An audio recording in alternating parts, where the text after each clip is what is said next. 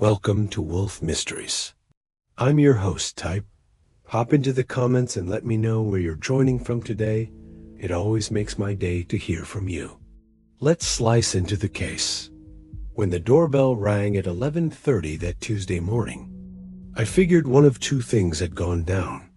Either someone was about to commit the mortal sin of interrupting Nero Wolfe's orchid session, or Fritz's veal cutlets from that French joint on Lexington had shown up early. The bell's sharp, urgent jab ruled out the veal. This was the kind of ring that screamed trouble, the kind that thought it had a right to storm the sanctum sanctorum. I opened the door, ready to deploy my politest "do not disturb" spiel, complete with a smile that says Wolfe only takes callers with a subpoena or a roast duck. Instead, I found a woman in a houndstooth coat and black gloves, gripping a small leather briefcase like it was her lifeline. Mid-30s, posture like a general, eyes like searchlights hunting for a weak spot. She looked like sleep was a foreign concept, as she wasn't signing up for it anytime soon. "Wolfe," she said, voice sharp, not loud, cutting through the air with surgical precision. "So does half of Manhattan," I replied, giving her the once-over. "He's in conference with about 2,200 orchids that outrank you. Try calling after 4. "I'm not leaving," she said, and to prove it, stepped over the threshold without an invitation. A move that's not just rude in this house, but practically begs for a one-way ticket to oblivion. I shut the door before Fritz could keel over from the audacity. "Let's not make this a habit," I said. "Unannounced guests either get escorted out by me or chewed up by Wolfe." She glanced around the hallway, eyes scanning like she was casing the joint. She was cataloging furniture in a museum. "Just tell him Claudia Darrow is here. He'll remember the name didn't ring any bells in my belfry, but that didn't mean much Wolfe's list of people he doesn't want to talk to could fill Carnegie Hall." Still, the woman had a presence. She looked like Schmidt. Have stared down a room full of board members and walked out with their pensions in her purse. I gave her the arched eyebrow treatment and phoned upstairs. "He's in the plant room," Fritz whispered when he answered.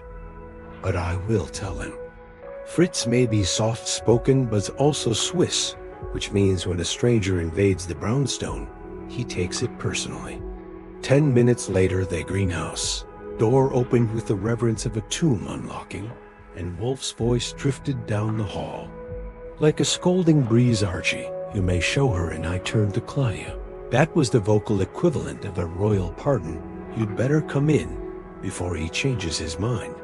She followed into the office, the click of her heels, precise as a metronome. Wolfe, weasel-ready in his chair, naturally resting all 1/7 of a ton of himself behind the desk like it was the helm of a destroyer. He didn't look up, just reached for his glass of beer and sipped like the matter bought him already. "Morrow Hesed, you once sat in that chair and told me you would never return. She sat you once told me you only took cases that interested you. And yet here we bother," he muttered. I slid into my own chair and opened my notebook pen. "Ready? I'd bet me lunch she wasn't here to return a library book." Wolfe finally looked at her well. She opened her briefcase, took out a manila envelope, and placed it on the desk like it was a live grenade with Thepin halfway out. "I need you to find out who's been using my knives," she said. That got even Wolfe's eyebrows to flinch. Mine were already halfway to the ceiling kitchen knives. I asked. "Designer chef's knives," she said. "Handmade. Japanese steely on a restaurant in Brooklyn last week. One of my chefs sliced his hand open nearly to the bone because some yonaire replaced his knife with a replica, same brand, same model, only dull where its hold have been razor sharp." Wolfe frowned. "An industrial prank." She leaned forward. 2 days ago, I found the original knife hidden behind a vent in the dishwashing station. Clean, too clean. It had been scrubbed, polished, practically sterilized, which implies," Wolfe said slowly, semi-anazed it, then concealed it and left a copy in plain view. Yes, she said, which also implies they didn't want anyone to know what it really cut. I glanced at Wolfe. He had closed his eyes. Was there blood? He asked. Claudia hesitated. Not on the found knife, but yes, in Thesterum, a smear on a box. Not the injured chef's blood. He never left the line. Wolfe grunted, and the police, she shook her head. There's no body, Mr. Wolfe doffed. No threat, just a set of very expensive knives being swapped, and one of them too clean. I didn't go to the police, because I can't afford the press one story about saboteur worse, and where ruined the restaurants. On Teresa's edge, as it is, Wolfe sighed. You're asking me to investigate a phantom crime. I'm asking you to find out what someone wants very badly to hide. Other was a long silence. Wolfe's fingers tapped once on the desk. Phooey, he said, which is his version of a maybe. You will leave the envelope. Mr. Goodwin will visit your establishment. He will require access to your staff. Claudia stood, nodded once, and made for the door. Miss Darrow, Wolfe said without looking at her. What do you suspect? She paused. Then that salvage, not theft, I think. Someone cleaned that knife because they didn't want us to see what had cut or who. The door closed behind her. Wolfe's eyes were still shut. Well, I said, that was Pip. Want me to cancel the afternoon with Inspector Kramer? No, Wolfe said. Kramer is late. Miss Darrow was early. There is a difference. I opened the envelope. Inside were photos of a commercial kitchen, a blueprint of the restaurant, and a catalog printout for knives that cost more than my rent. I glanced at Wolfe. You're taking this one? He didn't answer, just picked up his beer again, which in Wolfe meant the game was afoot. I had barely finished reading through the rest of the contents in Claudia Darrow's envelope. Roster lists, kitchen schedules, annotated menus with knife symbols next to some dishes, like they were warning signs. When Wolfe gave his chair a small push back and reached for the bell pull that meant Fritz would appear in under 10 seconds, either ready to serve lunch or demand to know why he hadn't been told about the incoming storm, we just let through the front door. Fritz entered, cloth over his arm, looking somewhere between alarmed and skeptical. Wolfe gestured with his chin. Please call Saul Panza. Ask if he is available for consultation this evening. Fritz nodded without so much as a word, but the look he gave me said, who's disturbing the peace this time? The moment the door shut, Wolfe addressed me again, without lifting his eyes from the photographs laid neatly before him like cards in a poker spread. You will go to Miss Darrow's restaurant after lunch. Interview the injured chef. Observe the staff. Verify the placement of the knife when it was found. Collect impression. Should I wear a tux? I asked, or is this more of a kitchen boots and rubber gloves kind of visit? He gave me the Kindoff glance you'd reserve for a waiter who asked whether you wanted ketchup with foie. If Miss Darrow is correct, he said slowly, then someone took a blade designed for precision and used it in a manner wholly inappropriate to its purpose. Murder, I said, that is not yet awful word, he murmured. Begin with misdirection, lead with curiosity followingly. What is concealed as usual that cleared it all up?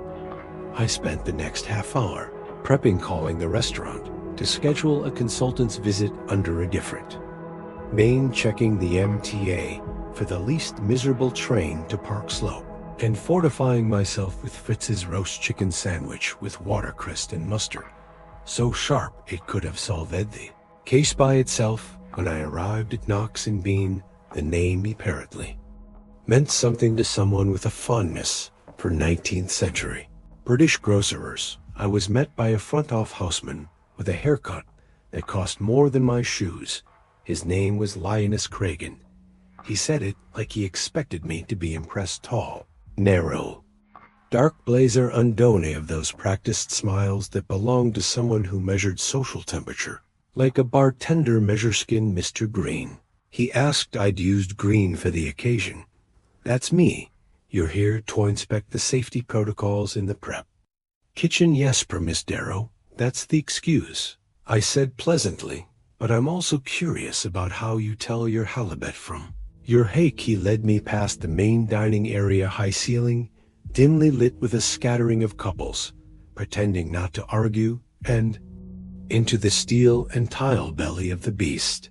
The kitchen was humming, but there was a strange alertness in the air. Conversations did.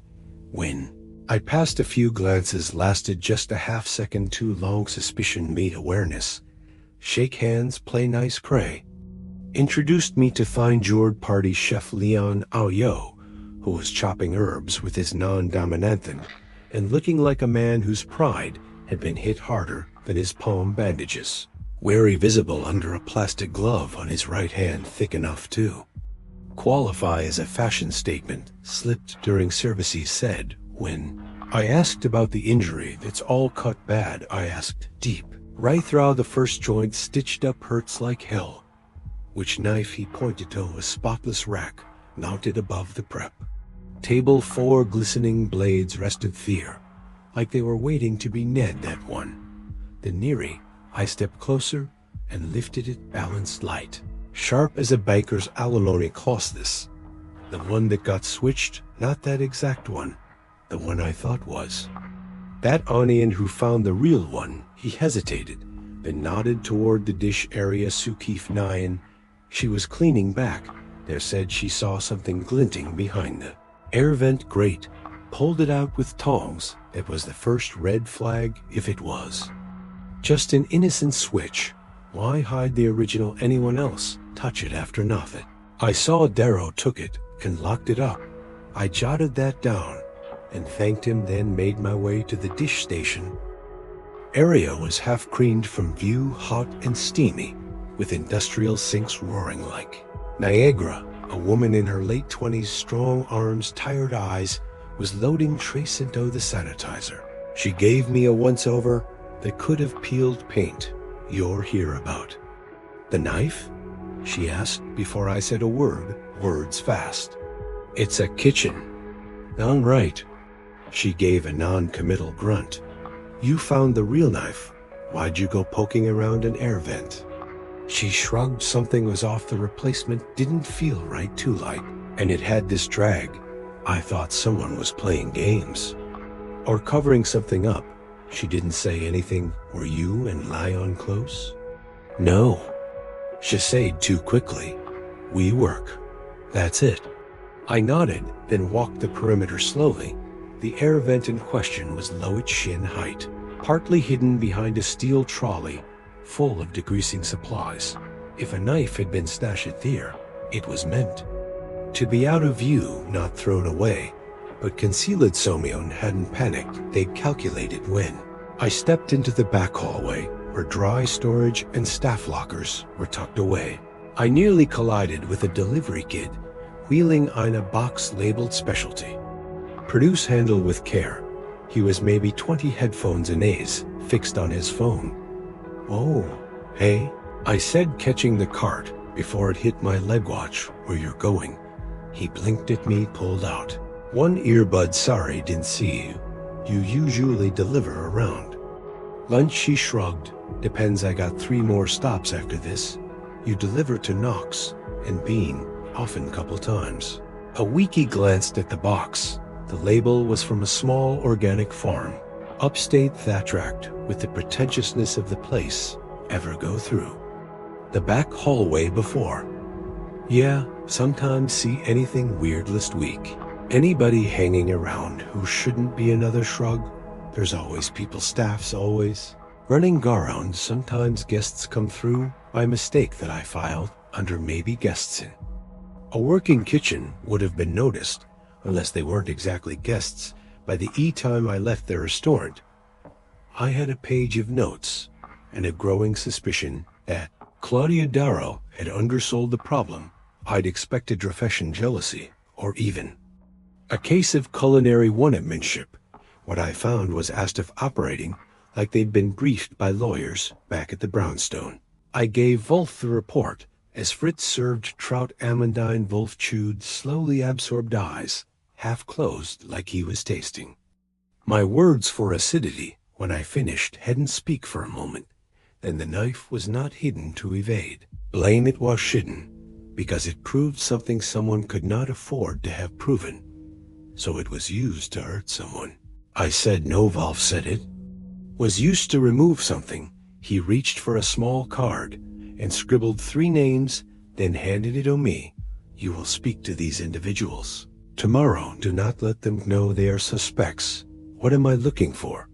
Not what he said softly, whom a person for whom cleanliness is not next to godliness but an alibi. I sat back feeling the weight of it. Settle a knife too. Clean event tubes gear. And now someone in a kitchen tube controlled whatever this was. It wasn't about food. And we just whetted our appetite the next morning after a breakfast that featured Fritz's eggs on cocotte and Wolfe's third disdainful glance at the newspaper. I headed out with the card Wolfe had given me tucked neatly in my wallet. 3 names written in Wolfe's slanted methodical hand: Jensen Mars, executive investor; Rhea Foreman, former partner, co-founder; Dale Corbin, equipment supplier. Nothing too spicy on the surface, but I've learned that Wolfe never jots names for sentiment. If they were on the list, it meant they were important to the structure of the thing, like load-bearing beams in a building where the roof's about to cave in. Never stop was Dale Corbin, the equipment supplier. His business, Corbin Culinary Systems, operated out of a squat brick building in Long Island City that looked like it had last been dusted in the late Carter administration. Inside, it smelled like cardboard and motor oil, and the showroom was half-packed with gleaming metal islands, knife racks, and high-end espresso machines that looked too clean for their surroundings. Corbin came out from the back, wiping his hands on a rag. Late 50s red suspenders, a face like a retired boxer, with the attitude of someone who'd once told off a Michelin-starred chef and lived to brag about it. You're looking into Claudia's mess? He asked before I cold introduced myself. Apparently, I was the day's second visitor. I don't know if it's a mess yet. I said, I'm just gathering info. He grunted. Knox and Beans spent north of 60 grand on custom knives ranges, thermal circulators, Heleven. Their faucet sensors have sensors. And then she calls me last week asking if I delivered a counterfeit. You mean swapped knife? Yeah. She said it was one of mine. I told her that knife wasn't a fake. It just wasn't hers. I checked my records.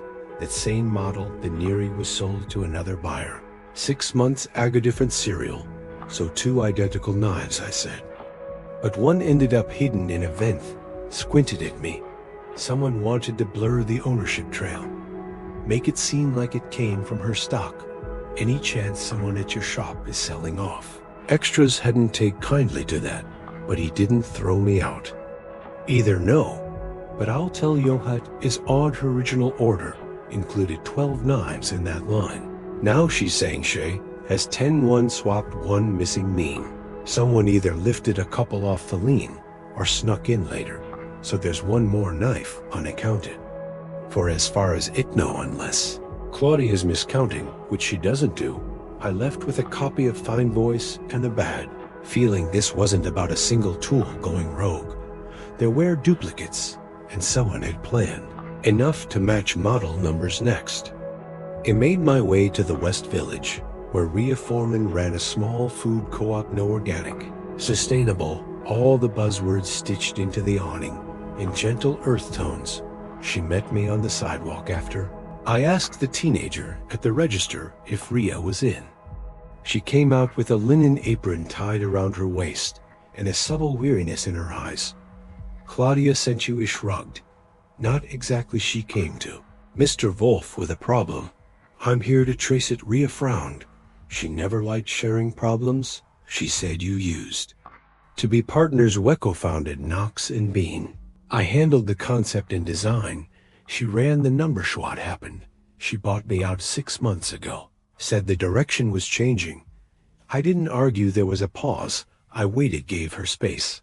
People fill silence faster than they'll fill out a tax return.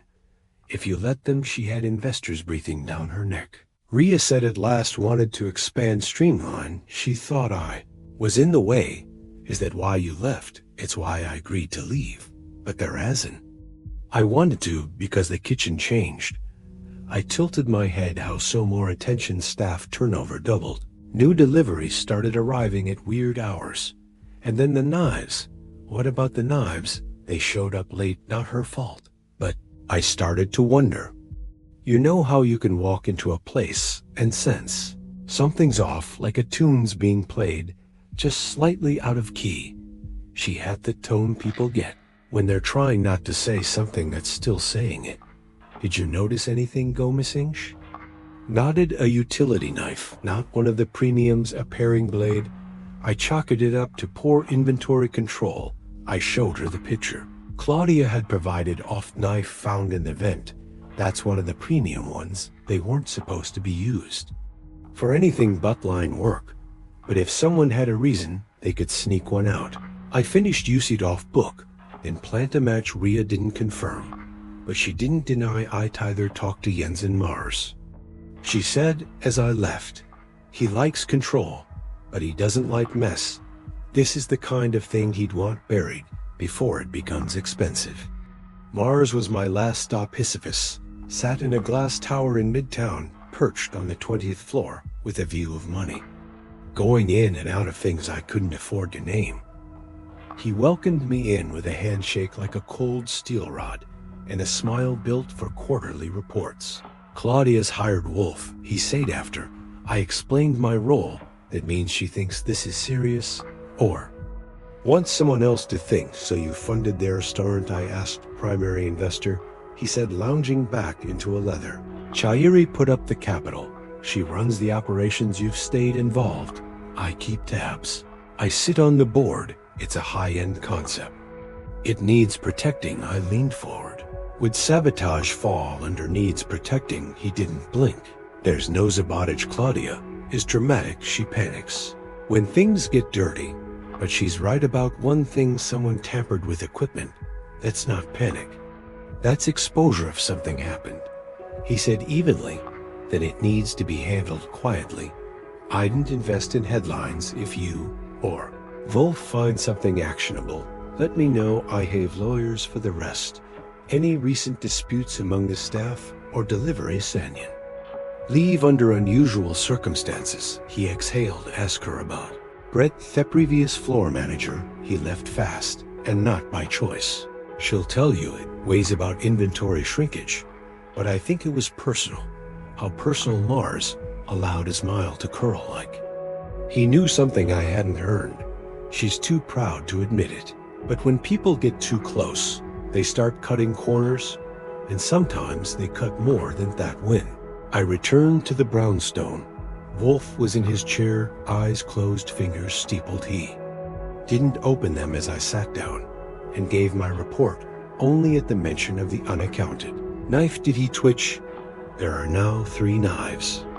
Hesed softly. The replica, the one hidden, and the one missing. A trinity of misdirection, and a fired employee with a motive. I added. Brett. Wolfe repeated. Yes, find him. Opened his eyes, then sharp and focused. Mr. Goodwin, we, I guess, have not yet seen the wound, he said. The hand injury.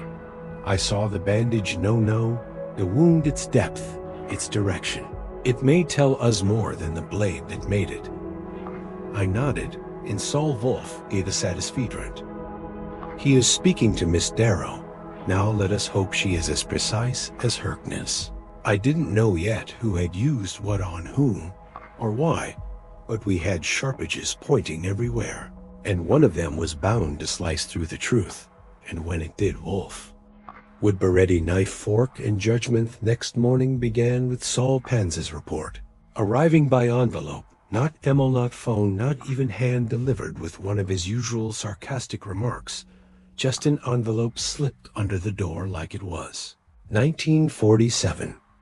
And we were being shadowed by the FB. Wolfe examined the contents while I poured coffee as usual. Fritz had produced a breakfast too good for the mood: rye toast, poached pears, and a delicate curl of ham that probably cost more than Claudia Darrow's monthly utilities. Wolfe, however, barely touched it when he finally spoke. It was with the sort of slow-weighted tone that meant the pieces had started to stick together. Panzer reports Miss Darrow made payments to a private account under the name of Brett Naylor over the past 4 months in cash weekly. I blinked. Blackmail possibly, but not successful. Payments stopped 3 weeks ago. It tracks. I said that's right around when the knife got swapped. Wolfe didn't respond. He reached again for Saul sheet, then passed it across the desk to me. There were notes, mostly times and places, amounts of blurry photo clipped from security footage. Brett Naylor, mid-30s, pale, angular, carrying a red courier bag and entering a basement door beneath a jazz club in Williamsburg. Saul followed him for 2 days. Wolfe murmured the man does not live anywhere with an official lease. He uses rotating sublets and receives no traceable salary, but he meets regularly with one person. I scanned further down the report. The name was familiar. 9, I said aloud. The Suchief who found the knife. Wolfe nodded barely. You'll visit them together or separately, as you see fit. Start with Miss Darrow. I want her story again, this time without the clean version. Claudia Darrow wasn't in the restaurant. When I arrived, she was in the narrow office upstairs, which looked like it had once been a pantry, and still hadn't gotten over it. I knocked once and stepped inside. She looked tired. The last time we'd spoken, her makeup had been exact, posture stiff. Now her eyes were shadowed, and her tone had lost its edge.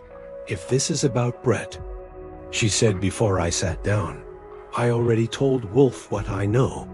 No, you told him what was safe, I said. Now tell me the rest. She stared at high for a second, then leaned back in her chair with a long, resigned breath. We were involved briefly. It was a mistake. He worked front of house, and I thought he was harmless, charming, thoughtful. Then the payment started. What was he threatening you with? She swallowed. He claimed to have access to guest records, private details, celebrity visits, dietary logs. Said he'd like them to the press. Spin it like we were negligent or selling data. Were you? Of course not. But the threat was plausible enough and damaging enough, so you paid for a while. Then I told him I was done. I changed all staff, access codes purged, old files replaced, the entire POS system, and then the knife turned up. Yes. I studied her face. She wasn't lying, but she wasn't telling everything either. Did you know he was still in touch with Nyan? She blinked. Nosh, said I didn't. Well, he is regular. Meetings, mostly late at night, cash exchanges. Her expression flickered. Not anger, something worse, a realization. It promoted. None after Brett left, she said she hated him, said he made passes. I thought you could trust her. She nodded. I stood. One more thing, I said. Lian Aoyo's hand. That cut, was it seen by a doctor? Yes, at a clinic in Fort Greenway. I need to see the report. Her face tightened. You think he faked it? I think so. Mean, did I said. And I'd like to know whether it happened in a kitchen or in a room with no witnesses. I got the report through Wolfe's doctor, who made the call and got the clinic's version faxed. Over in under an hour, it confirmed what I suspected. The cut didn't match the story, according to the attending physician. The wound was clean, but it had entered at a reverse angle, not from chopping or dicing, but as if Lian had grasped something and pulled it toward him. Defensive wound, not culinary, and the bleeding had already been partially clotted by the time he walked in, meaning it had happened earlier than claimed. I left a message with Wolfe, then turned my attention to Nayan. Finding her wasn't hard. I knew her shift ended at 4 o'clock. I had Saul's log of her usual path home, a 7-block walk to a shared apartment above a dry cleaner near Prospect Park. I waited until she turned the corner and fell in step beside her, like we were old friends. Here, you and Brett have history, I said casually. She jumped, startled. What? How? Let's not do the dance. 9. You know who I am. I'm here to help Wolfe sort out a kitchen full of sharp tools and dollies. She tried to turn left. I blocked her with my elbow gently. He's been using you, I said, or you've been helping him. I don't much care which. but I do care thada. Knife ended up behind a vent the same week. Someone tried to disappear something that cut too clean, her mouth tightened. He told me it wasn't a crime, she said at last. Then why hide it? Hesed Leon was hurting him, pressuring him, that he had to fight. Back Leon's not small. I know, she said, but he said he had proof that Leon had done it to others. Brett got the knife from the rack and told Leon to meet him in the supply closet. Said he just wanted to scare him. There was shouting, and Leon came out, bleeding, and Brett disappeared. She nodded. I stared at her. Why not go to the police? Because she would have fired me. Claudia, she hates scandal. I thought I could keep it quiet, find the knife control. The story by hiding evidence. I didn't know what else to do. You hid a bloodless knife, I said, which means someone cleaned it before you found it. She flinched. I found it clean. I didn't lean it. I swear that I believed. I let her go after that, but only after confirming Brett's last known haunt, a bar in Gowanus frequented by line cooks Sand, the kinds of bartenders who never call you by name. When I got back to the brownstone, Wolfe had assembled the pieces. He listened, eyes closed, as I laid out what I'd learned. When I finished, he opened them. We now have, he said, a false wound, aerial threat, and a woman with a moral compass misaligned by fear. Do we call the police? I asked. No. Wolfe said, not yet. Tomorrow evening, we shall invite all parties to the office. You will ensure Mr. Naylor attends, and if he doesn't want to, Wolfe allowed the barest hint of a smile, and tell him Miss Darrow is filing charges, or better tell him she's not. Let him wonder why. And nodded. And Wolfe, I added, yes, who do you think the knife really hurt? He closed his eyes again, steepling his fingers. Mr. Goodwin, that is precisely the question I intend to answer. By the time Thursday evening rolled around, the brownstone was no longer a sanctuary of silence and order. Fritz was scandalized. He always is when we entertain more than any person in the office, and especially when any of them have kitchen or knife in their recent resume. He made it clear without saying a word that if any suspect so much as brushed a chair leg with grease, someone would be scrubbing hardwood with a toothbrush by midnight. But Wolfe had declared in assembly that meant the chairs had been arranged theglo. Decanter had been moved out of reach, and Wolfe's orchid room had been sealed off like a pharaoh's tonneau. Distractions, no interruptions, and no mercy. By 7 o'clock, the room held 6 people, 5 seated, 1 standing. Claudia Darrow perched on the edge of her chair, like it might snap if she let her full weight settle. Rhea Foreman, the former partner, was calm, composed, the only one who hadn't dressed for battle. Jensen Mars, investor Ducks, leaned back with his arms crossed like he owned the patent on impatience. Leona Royo sat rigidly, bandaged hand and lap, eyes darting every few seconds. 9. The sous-chef avoided everyone's gaze and last standing by the bookshelf with a jittery energy that made me want to check the walls for escape holes was Brett Naylor. He hadn't wanted to come, but after I tracked him down in a back alley bar and mentioned Claudia wasn't pressing charges yet, his curiosity apparently got the better of him. Or maybe it was ego. He'd shaved, thrown on a blazer, and still managed to look like Simeon, who had answers to give, but would rather be paid for them. Wolfe, of course, remained behind his desk motionless, a mountain of faulty deduction. Dressed in brown and gold, he regarded the room like a chessboard that was finally ready for play. I thank you for coming, he said, voice smooth but stripped of ceremony. You are here because an object has disrupted the logical order of things, not a bomb, not again a knife. He let that hang in the air like a cleaver before the drop. Specifically, he continued, a high-end Nakiri-style chef's knife manufactured by Sugioto, purchased by Miss Darrow's establishment in a set of 12 of Thesion, was reportedly involved in an accidental injury. Another was found hidden behind an air vent, and a third remains missing. That got a reaction. Nyan shifted in her seat. Mars narrowed his eyes. Claudia looked down. Mr. Naylor, Wolfe said abruptly, you left your position under a cloud of suspicion. Brett scoffed. I was let go for reasons. I dispute because you attempted to extort Miss. Nero Wolfe said evenly. That froze the room. I didn't. You accepted cash repeatedly for silence. Whether you extorted her or she paid out of guilt is beside the point. The result was secrecy. Brett looked at Claudia. You told him shouldn't have to. Wolfe said Mr. Panzer's competent. Jensen Mars leaned forward. This isn't the issue at hand. Is it blackmail? Is distasteful, but it's not a crime if there's no complaint. Wolfe waved that away. No, Mr. Mars, it is not the heart of the matter.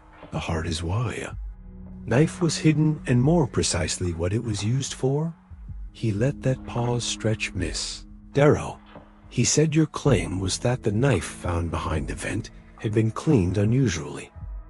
So was it? He's no fingerprints, no grease, no protein remnants, none. She confirmed. Sterilizette, that Wolfe said is impossible. A commercial kitchen, no matter how thorough, is not a surgical theater. Even professional sanitization leaves trace. Brett shifted his weight. Wolfe turned to him. You cleaned the knife. Mr. Naylor, you had to. You used gloves, bleach, possibly alcohol. But the point wasn't to clean. It was to eliminate. Brett's mouth opened, closed. I don't know what you do. Wolfe interrupted. A slight rise in volume. The knife was used for something you did not want associated with you. Not a cut of beef, not a vegetable. It made a mark on a person. Leon straightened. Nan exhaled sharply.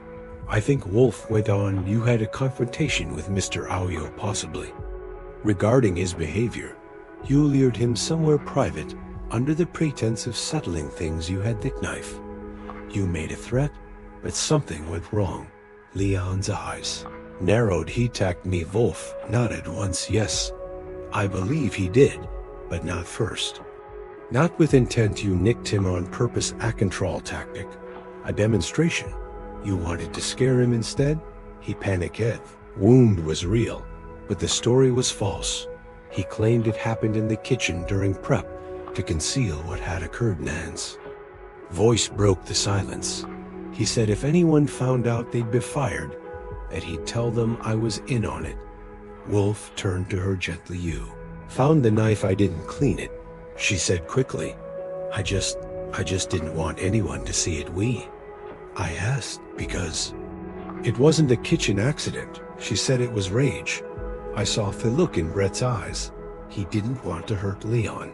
Not really. He wanted to show that he could hurt anyone. Brett snorted. You're both reaching. Naylor. Wolfe said, his voice now sharp as the knife in question. If you insist in maintaining innocence, I will be forced to contact the police. They will find the third knife.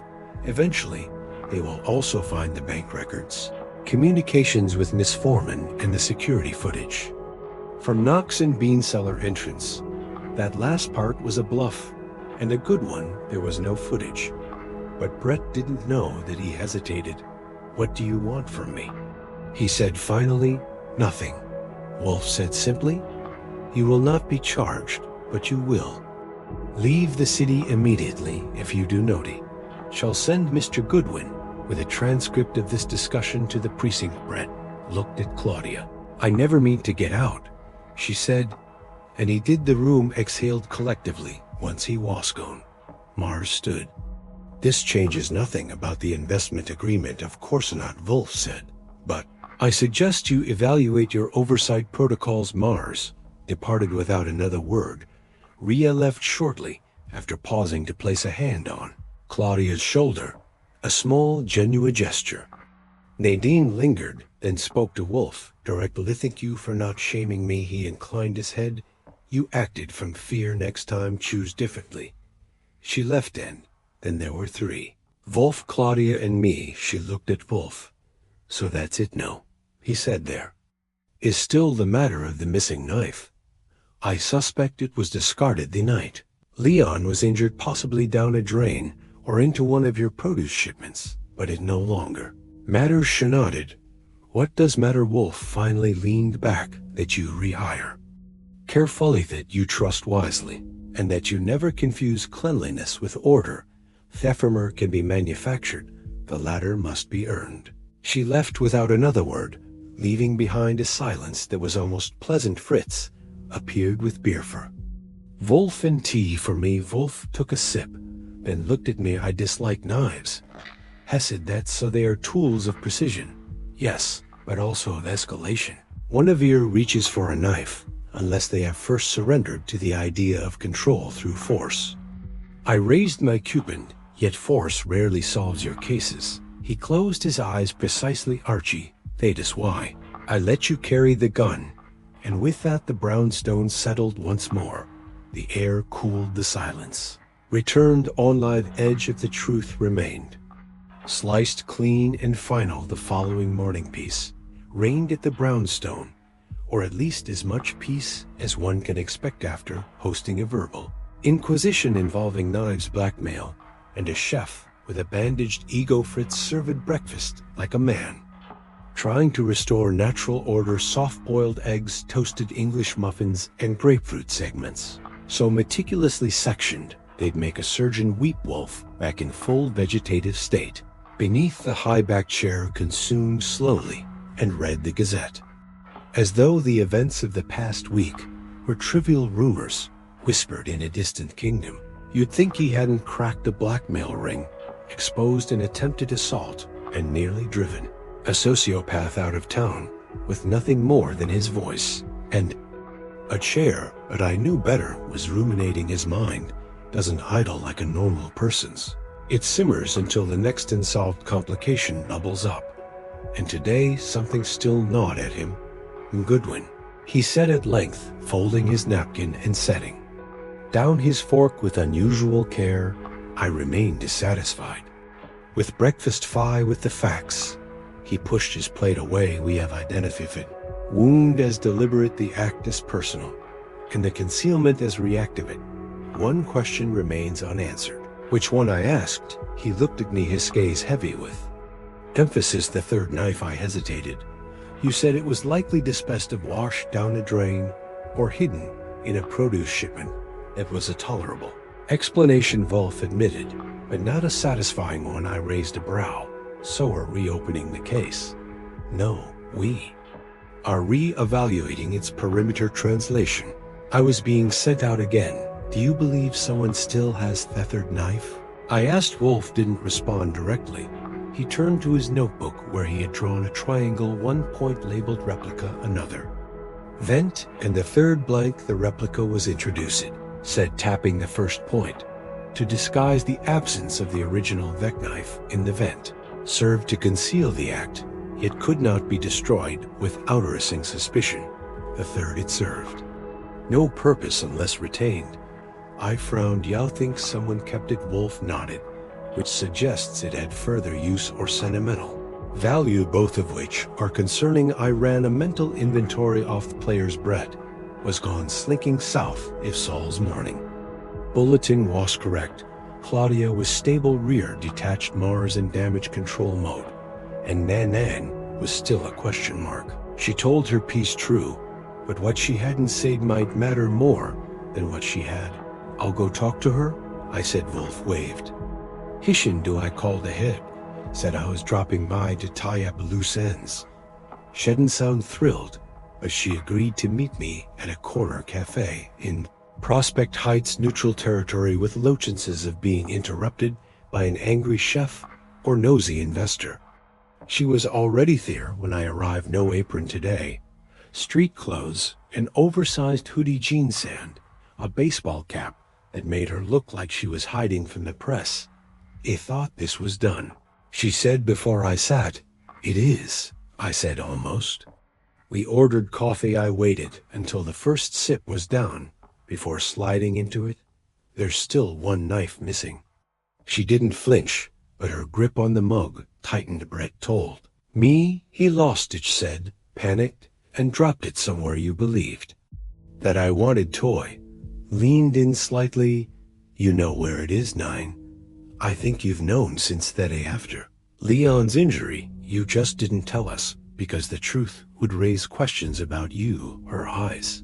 Didn't leave mine, there was defiance, but also fear. Tell me, I said softly. She looked down at her hands, took a breath. The night after the fight, I went back to the kitchen after hours. I wanted to see if the knife was still in play. I had a key. I didn't tell Claudia, and I found a second blade in the back store room, not in the dish pit, not where the others were stored. Was wrapped in parchment and hidden inside a delivery box, still damp but clean. No prints, no blood. I recognized it instantly. And you didn't tell anyone? She shook her head. I kept it, she said. I told myself I might need it if Brett turned violent again, or if he tried to lie his way back in. It was leverage. Where is it? No, at home, she said. In my freezer, sealed in plastic beneath the frozen peas. I blinked. Freezer, she gave a bitter smile. Cold slows corrosion, keeps it preserved. That sounded less like fear and more like planning. You were going to use it against him only if I had to. I exhaled, sat back. You're lucky Wolfe isn't the police. I know we parted with the understanding that she'd bring the knife to Thebron Stone that evening. I didn't press for more. There was something about her, a controlled desperation, that told me she wasn't done with guilt. Not by a long shot. By the time I returned, Wolfe had already prepared a sealed box for the knife's arrival. No fingerprints, no smudges, just a thick cotton linen interior, and a note ready for the authorities should they eventually become involved. You were right, I said. She kept it for protection. Wolfe grunted. Misdirected loyalty is no substitute for wisdom.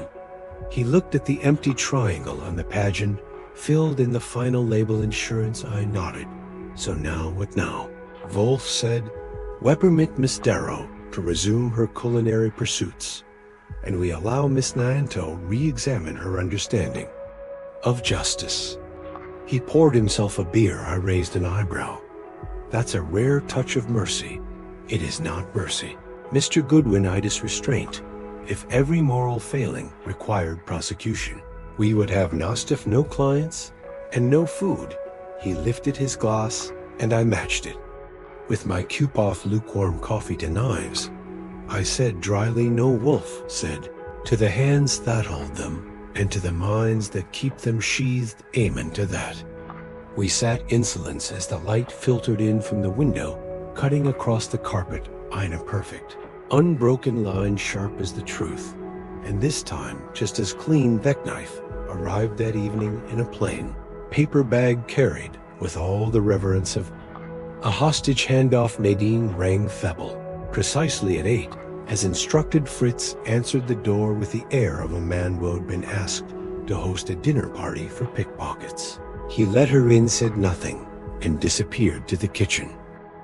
With the rigid grace of someone preserving the sanctity of his domain, one step at a time, I met Nan in Theford Hall. She looked even more exhausted than she had the day before, which was saying something. She handed meth bag without comment. Is it still cold? I asked. Wrapped in 3 packs, she said. Haven't touched it since this morning. I peeked inside. The clear plastic was fogged with condensation, but the silhouette of the knife was unmistakable. Long, flat-edged, beautifully forged, and unnervingly still. Wolfe's in the office, I said. Come on. She followed me in, clutching her elbows as if they might slip away. Otherwise, Wolfe, already seated and watching the doorway like he was expecting a criminal rather than a sous chef, didn't acknowledge us right away. He was gazing at his desk blotter, fingers, steepled breath even when Nadine took the seat opposite. He finally spoke. Miss Bell, you have brought the object. I placed it gently on the edge of his desk. She nodded. I didn't know what else to do with Tio's. You did not think to destroy it? No, I couldn't. I didn't want it used again, but he couldn't get rid of it.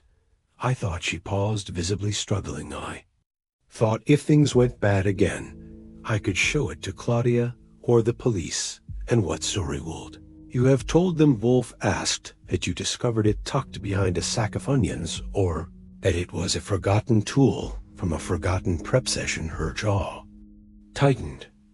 I don't know, he leaned slightly forward. Then allow me to assist you retrieve this knife after Mr. Naylor fled the restaurant. You suspected correctly that it was the missing third piece. In a sequence, one knife to injure, one to replace. And this fine alone to retain a token, not just of protection, but of knowledge you were shed to keep control. She didn't answer, but the silence was confirmation enough. Wolfe opened a drawer and removed a cotton-lined wooden box. He gestured, and I unwrapped the plastic and placed the knife inside. He closed the lid with a soft but definitive click, then slid the box away from the edge of the desk, as if shielding himself from it.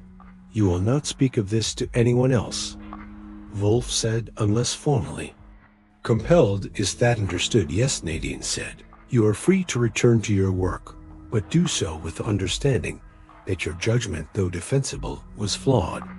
She stood. No, he didn't dismiss her. She dismissed herself, and I escorted her out without saying anything else. Sometimes guilt doesn't need a chaperone. It finds its way home on its own. Back in the office, Wolfe was gazing at the sealed box. Like it was a caged animal, she could have buried it. I said tossed it into the river, but she kept it. Wolfe grunted because it represented power. Knowledge withheld is a form of strength, especially to those who feel otherwise powerless. You think she'll use it? No, he said. Fine pulses passed the moment the weapon was surrendered. So was its leverage. I sat. We're done then with the knife? Yes, but not with what it reveals. I waited, letting the pause form. Miss Bile, he continued, acted not out of cruelty, but survival. So did Mr. Naylor. The distinction lies in their capacity for reflection. One regretted, the other justified, and Leon Wolfe's eyes narrowed. Ah, Hesed. Yes, Mr. Alio. He opened his notebook and slid it toward me. A single line was written. Leon knew the knife wasn't his. I frowned. Okay, my butt. Leon claimed he used the replacement blade to slice mushrooms during prep. Wolfe said, but the model swapped while visually identical. Ice lighter, thinner, and favored for vegetables with a crisp break. Mushrooms are best handled with a utility orchestra knife. Any competent cook would have noticed the difference. You're saying he knew it wasn't his and used it anyway? Wolfe shook his head. No, he pretended to. He claimed he used it, but in truth, I believe he never touched the replica. Would he lie? Wolfe tapped the blotter because he didn't want questions about we. His knife was missing if the original was used against him or near him, and then vanished. His story had Togue controlled. Better to say, I used a faulty knife and was injured than to admit I never saw McKnife again after a colleague attacked me. So you think he helped cover it up? Wolfe gave me a look like I'd asked if he watered orchids with soda. Mr. Goodwin, he fabricated the event. That is a cover-up, but why not tell? Claudia, shame, power, fear, perhaps. He wished to avoid litigation or the embarrassment of being wounded in a non-kitchen altercation. Perhaps he paused. He intended to use the incident for leverage. I blinked. You think Leon was blackmailing her? I think he hoped to, but Brett got there first. I let that sink, and the whole place was a pressure cooker. I say to Virion, trying to keep the lid on. Yes, Wolfe agreed, and all it took was one knife to rattle the seal. The rest of the evening passed quietly. Wolfe dictated a short letter to Claudia Darrow, summarizing the brownstone's role and offering a final observation that I was certain would double as a philosophical slap. He ended it with the sharpest blade is not the one that cuts, but the one that compels silence, which coming from him was practically a lullaby. At precisely 10 o'clock, Wolfe rang for beer and a cheeseboard. Fritz brought it. In muttering only once about disinfecting the office thoroughly tomorrow, Wolfe ignored him. I poured beer. Wolfe sipped and leaned back. You're still thinking about it? I said, always think Brett will come back.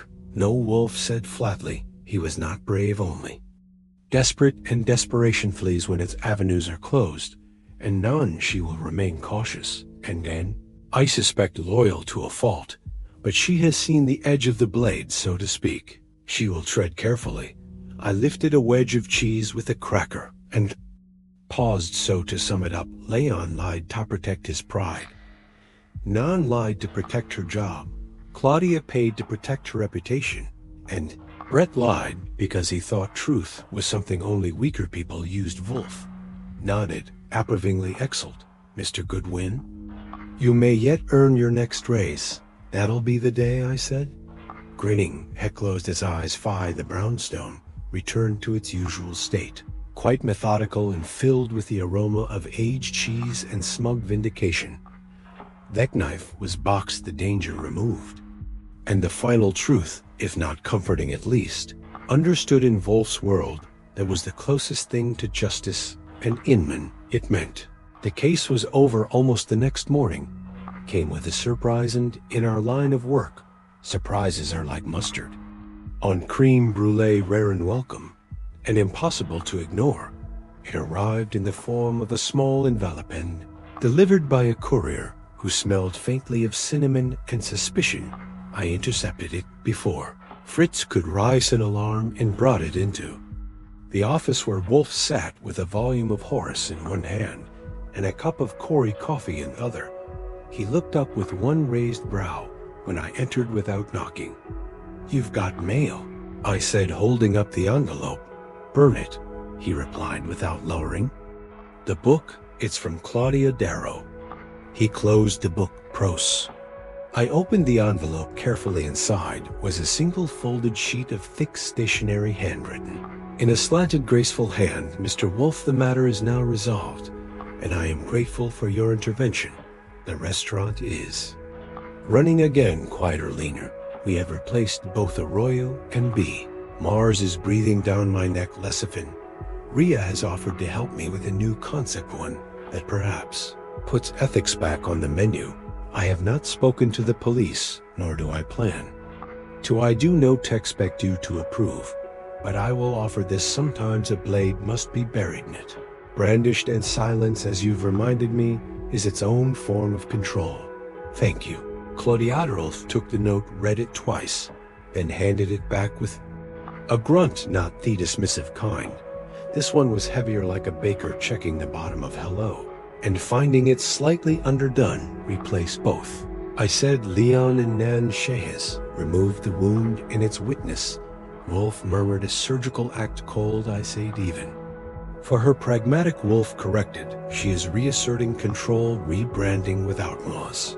A clean break, ironic, considering the cut that started all. This wasn't lean at all. Wolfe steepled his fingers. The blade was Mr. Goodwin. It was the hands that used it who lacked precision. I poured us both fresh coffee. He didn't protest. So where does that leave us, I asked. Here, Wolfe said, exactly where we were. The brownstone intact, the fee delivered, the world outside marginally less chaotic than before. And the knifey gestured toward the safe, locked behind the globe. The sealed box sat in its steel belly, wrapped in cloth. In consequence, I intend to deliver it to the authorities anonymously. He says, hold it be needed in future inquiries. No return address. Of course not. They'll know where it came from. We lapsed into a silence that might have been mistaken for satisfaction by anyone who didn't know us better. But I could feel something lingering behind Wolfe's impassivity. Not guilt, certainly not in his wheelhouse, but maybe a flicker of disc. You think we got it wrong? I asked. No, he said. But I think we're late, too late for what. He stared at the fire grate, unlit this time. Offer prevention, he said quietly. Had Miss Darrow come to us sooner, had Mr. Naylor been dismissed earlier, had Miss Bell trusted someone before she hid a weapon, we might have spared them the corrosion of fear. I finished my coffee. Yeah, well, if people told the truth on time, we'd bout of work. Wolfe didn't argue later. That day Saul dropped by as if summoned by instinct. He didn't even sit, just stood in the office doorway and nodded like Eamon confirming weather reports. He's in New Mexico. he said under a different name, working in a brewery, pays cash. Nero Wolfe asked. Saul nodded. He's not coming back. And the knife Saul glanced at the safe. Nobody's looking for it, not yet. Wolfe thanked him without flair, and Saul left as silently as he arrived that evening. I stepped into the kitchen for a breath and found Fritz plating an herb duck breast with such concentration that I didn't dare interrupt him until the sauce hit the edge of the plate. You really think she's better off now? I asked, not specifying who. Fritz, to his credit, didn't pretend to misunderstand. She removed the infection, he said, but healing takes longer than cutting. He returned to the stove and I wandered back to the office, where Wolfe was leafing through his plant journal, presumably cataloging the bloom cycle of something. Latin and unforgiving. You're brooding, I said, sitting. I never brood, you reflect, then like a pond with ripples. He gave me the briefest look of disdain. You're insufferable. Also right. We sat for another minute for. Wolfe closed the journal and looked directly at me. I once said that knives are tools of escalation, he said, but I was wrong. They are tools of expression. When words fail, when power slips, when fear reigns, a knife emerges. And this time the knife didn't kill, but it spoke. He reached for his beer, took a contemplative sip, and let out a long, quiet breath. Next week, he said, we return to the usual. No more richefs, no more blades. You mean to tell me you're turning down that case with the poisoned truffle shipment? His eye twitched. You made that up, he said flatly. Sure did. He closed his eyes. Fie. And with that, the case of the knife that sliced too clean was shelved. No headlines, no handcuffs, just a sealed box, a few scarred reputations, and a lesson sharpened against human folly that in the right hand's a knife can prepare a meal or hide a motive, and the difference is always depends on the hand that holds it. Back in my room, I filed the report, typed up my notes, and considered how strange it was that the sharpest story I'd heard all year had ended not with a scream, but with silence. Clean slice, no blood, just truth. A week later, the brownstone had returned to its preferred state of predictability. Meals at precise intervals, silence, and halls and orchids fussed over with the reverence of medieval saints. Wolfe had resumed his plant journal with the same vigor he once reserved for dismantling alibis. I, for my part, had taken up reorganizing the case files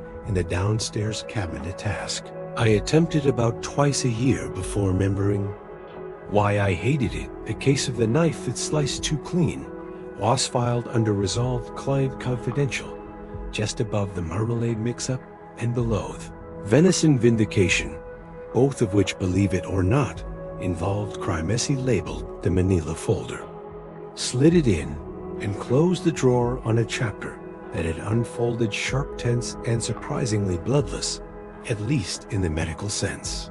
I was halfway through coffee and a crossword when the phone rang. Wolfe gestured for me to answer without glancing up. From the decline and fall of the Roman Empire, Archie Goodwin.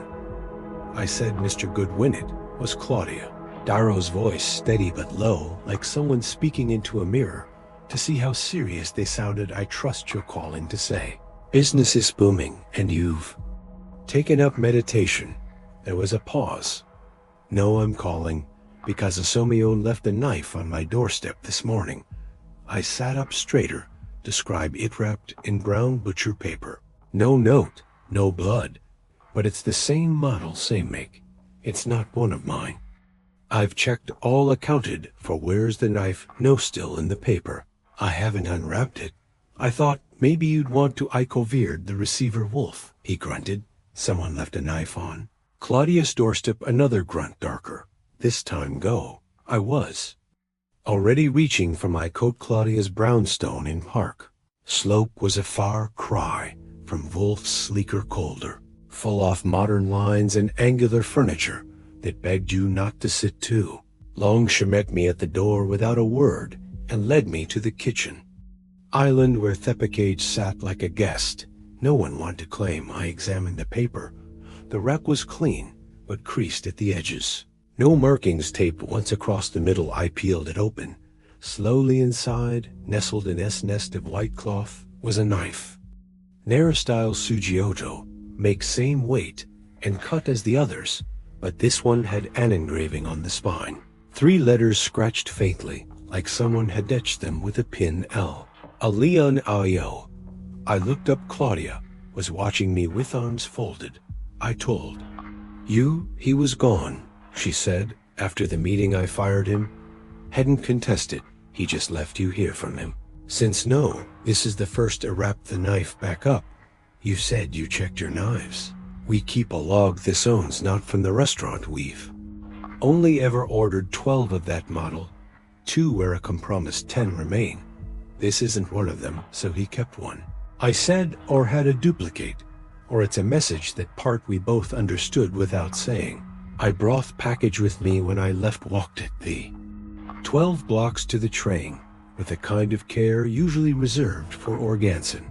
Transit back at the brownstone. Wolfe received the wrapped bundle as if it were a telegram from an enemy king. He inspected the initials with a magnifying lens, grunted and set it on the desk as though it had declared itself inert. For Nelthus is not the missing blade. He said after a moment, you're sure? Yes, Miss Bell's knife had a manufacturing mark on the hilt. A slight chip in the metal work. This one is unmarred. Mr. Panzer confirmed the detail in his notes. So this makes 13. Wolfe leaned back, heavy and deliberate. A secret order concealed at the time off others too. What end? I asked. He closed his eyes. Consider the timeline. Goodwin. The set was ordered. 1 was hidden, 1 replaced, 1 retained, and now 1 appears outside all the narratives after the fact. After silence, a souvenir. Wolfe shook his head. A confession. The word sat there for a beat. Too long. Leon. Who else? Wolfe murmured. He bore the wound. Told this lie, maintained the cover, but perhaps he carried guilt as poorly as he carried pride. I crossed my arms, so he kept the knife quietly as proof or punishment, and now he has returned it. Wolfe said not to the authorities, to Mr. Roa, private apology or private surrender. Wolfe corrected. I exhaled. So what do we do with it? We do nothing.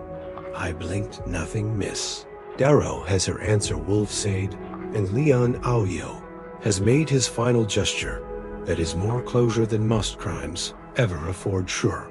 But what if he shows up again?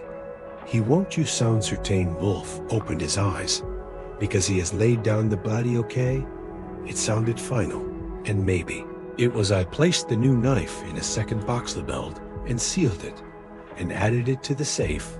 We now had 2 knives that had never belonged in a kitchen, both preserved not as evidence, but as caution. Next morning, I called Claudia and told her we had the knife. She asked what we planned to do with it. I said it would kept in trust. She didn't ask any further questions, only said thank you, and hung up. No reports were filed, no headlines printed, just another ghost in the silverware drawer, buried by discretion. That Friday, as if to restore cosmic balance, we received a new inquiry, the Sony, from a woman in MP. Atoria convinced her dog walker was switching out her imported saffron with turmeric. Wolfe declined before she finished the sentence. When I asked why, he replied without looking up, because some substitutions are not worth investigating. I took that to mean the week's blade count was final at dinner. Fritz served sole Munir so delicate it could have been carved with a glance. Wolfe ate slowly, thoughtfully. I did the Samatha. In my case, more from habit than reflection. When the meal ended, Wolfe poured himself a beer and gestured at safe. 2 knives, no bodies, no arrests. I raised my glass. A perfect. Wolfe case hadn't smiled. Not perfect, but complete. And with that, he closed the matter. Not with ceremony, not with triumph, but with the kind of quiet certainty that comes from having seen human frailty up close and choosing just this once to let it put down its weapon for good. And maybe that's the trick in all this. You don't solve a case by punishing Every lysimedons you solve it. By knowing when to stop cutting, even if the knife is still sharp. 2 weeks later, the weather broke rain soft, but persistent, blurred the city's edges, and gave the brownstonia sense of isolation that even Wolfe appreciated his mood previously fixed. Intit's serene post-case torpor had begun to shift back into its usual rhythms. Orchid consultations at 9, lunch at 1. No movement between 4 and 6, unless fire or fritz required. It was the kind of stillness that's earned, not stumbled into, and for once. I wasn't eager to break it, but the city, of course, had other ideas. It began not with a phone call or a visitor, but with a letter, a real one, cream-colored. Envelope Norritor address, postmarked from New Jersey. The handwriting on the front was neat. And careful inside was a single folded sheet typed, not handwritten, no greeting, no signature. You solved the wrong case. Leon didn't hide the knife, hadn't swapped it. He didn't lie about when he was cut. He covered for someone else. Ask yourself, who? Gained from silence. And Woe lost more than a job. I read it 3 times, then walked into the office. Wolfe was reading a German language monograph on some obscure varietal of Cattleya orchids. He didn't look up. Wolfe, I said, we've got a ghost that got his attention. I handed him the letter. He took it without a word, read it once, then again. When he finished, he sat it down and looked at me with that expression I've learned to interpret as deep displeasure tempered by curiosity. You believe this is genuine? He asked. I don't know, I said, but whoever wrote it knows something enough to sound credible. He drummed his fingers on the armrest. Of the claim is accurate, he said slowly, then we must reconsider. Miss Beale's version of events, and Claudia's and Brett's. Wolfe's eyes narrowed. Retrieved the transcripts from our meetings, all audio, all notes already pulled, I said, handing him the folder I'd prepped on instinct.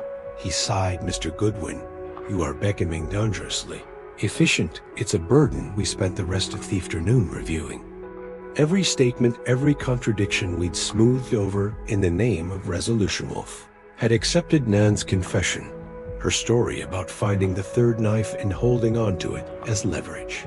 But we'd never questioned where she'd first heard about the swapped blade, or who truly orchestrated its disappearance. And then about halfway through I noticed something clicked. It was a tiny detail, a line from Brett, spoken almost as a throwaway during our office confrontation. You think I'd waste time with knives? I barely knew how to hold them right, and he hadn't when he worked front of house. Brett rarely entered the kitchen staff, had said as much. He bragged, often drank more, and kept his hands clean both literally and figuratively. The more I thought about it, the more one question loomed large. If Brett hadn't swapped the knife, who had? Wolfe put it together before I could say it aloud. Miss Foreman, he said, Rhea. She waited last to leave the restaurant. Before the change in staff, she handled logistics inventory. She resented her exclusion, though she claimed otherwise, and she still had access. Okay, I said, but why? She saw the fracture forming. Wolfe murmured. Knew Brett wasn't stable, knew Claudia was slipping under pressure. Perhaps she intended to warn them, or perhaps she intended to break them. It was speculation, but the kind that held shape, and it had one more thread, one we hadn't pulled hard enough. The utility knife that Rhea said had gone missing during her tenure. I picked up the phone and called her. Miss Foreman, I said, when she answered, care to take a walk down memory lane. We met the next morning in the conservatory of a botanical cafe. She had helped design the space, smelled like citrus blossoms and eucalyptusera, looked calm, composed, too composed. I suppose this isn't a social call. She said no.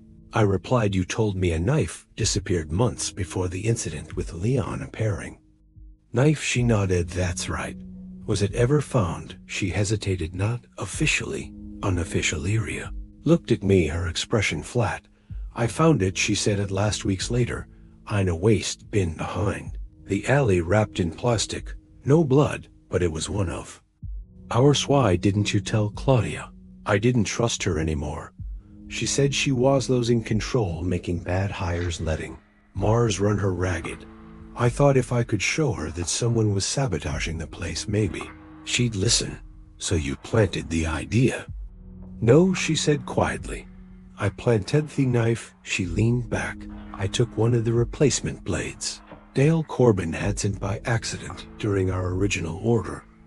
I'd kept it, figured we might need a spare after I'd found the paring knife. I started watching Leon. He was volatile injury. I thought he might snap, and when the fight happened, I didn't play fat, but when I heard Leon had been injured, I knew the timing was perfect. I snuck in that night, swapped the knives, hid their one. I thought it would force Claudia to confront how dangerous the staff had become. I didn't expect her to call you, so you manipulated a crime scene. I shaped a narrative. She said one that was already true, even if the details weren't. I let that hang in the air, I suppose. You'll tell Wolfe, she said, of course. Will he go to the police? Probably not, but he'll remember. She nodded. So will I back at the brownstone? I gave Wolfe the full report. He didn't look surprised. She believed she was restoring order, he said, by introducing chaos. Worse, I said, she thought she was the only adult in the room. That Wolfe said is the most dangerous delusion of all. He sat back, folded his hands, and closed his eyes. Will you confront her again? I asked. Number she has confessed. Fate is sufficient. Should we tell Claudia no, Miss Darrow has reclaimed her authority?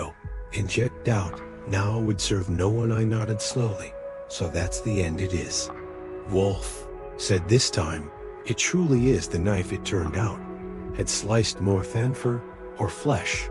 It had sliced through truth, ambition, guilt, and the illusion of stability. Everyone involved had made a cut, small, deliberate, and defining. And no, the blade was sheathed for good. Wolfe reached for his beer, raised it slightly toward me to order. He said, I clinked me glass against his, to knowing where every knife belongs, and we drank, while outside the city breathed in the rain clean. Still, for now, it was the third Wednesday since Claudia Darrow walked into the brownstone and dropped a metaphorical knife into our lap. And with it a case that never quite bled, but always managed to cut the office waskeet. The rain had passed. Wolfe was back to his orchids, and I was back to pretending. I enjoyed cataloging receipts on the surface. Everything had settled. Storm was over, but if you looked close enough, you could still see the places it had cracked the foundation. He asked Wolfe that afternoon, after Fritz had cleared the plates, if he felt satisfied, not with people, he said, but with the pattern. That was his way of saying the puzzle had been solved, even if the pieces were a little grimy, because the truth wasn't in the crime, it was in the margins. It was Rhea Foreman disillusioned and too clever by half planting a blade not to hurt, but to shake. It was non-Bell, caught between silence and survival, hoarding a knife like a secret no one else would keep. It was Leon, Aoyo, bleeding from more than his hand, trying to save face in a world where control was currency. Brett Naylor, well, he was the match Simeon struck, just to see if the house would burn. But the real story, the one Wolfe chased from his chair, and I chased through kitchens and alleyways, was how ambition turns to fear, how silence masquerades as virtue, and how a simple switch of a knife set off a chain that didn't end with violence, but with realization. Wolfe didn't call the police. He didn't write letters or seek credit. He preserved the evidence, made the necessary calls, and let Claudia Darrow do what she did best, rebuild whether she deserved to or would get it right. This time wasn't our concern. Wolfe had once said justice was a plate best served when the diner is hungry and ought eat it, and in this case, every party had swallowed their share that night over beer and aged cheddar. I asked him the question I'd been thinking about since Rhea confessed. You ever think Wes would have told Claudia the whole truth? He finished chewing then took a sip of beer. No, he said, she did not seek truth, she sought clarity. Same thing, isn't it? He shook his head. Truth is infinite, and indifferent clarity is what you need to proceed. I thought about that for a long minute, then wrote it down. Case closed. File marked. Knives counted. Iphanium ever came looking for the truth, they'd find it boxed, cataloged, and filed banned. A beer tap and the basil plants not hidden, just waiting. And if they didn't, well, that was their problem.